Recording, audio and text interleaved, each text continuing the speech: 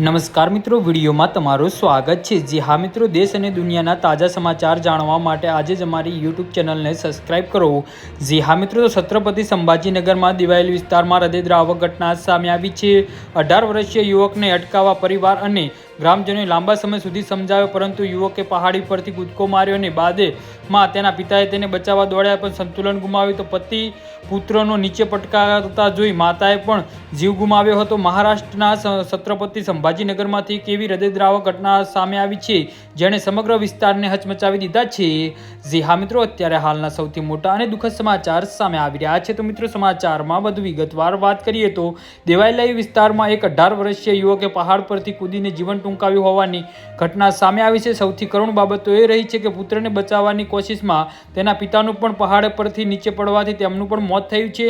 આ બંને આંખો સામે નીચે પડતા જોઈ માતાએ પણ કાબુ ગુમાવ્યો અને પહાડ પરથી કૂદતા તેમને પણ મૃત્યુ થયું હતું। આમ ગણતરીના ક્ષણોમાં એક જ પરિવારના 3 સભ્યોના મોતથી સમગ્ર વિસ્તારમાં શોકનું મોજું ફરી વળ્યું છે।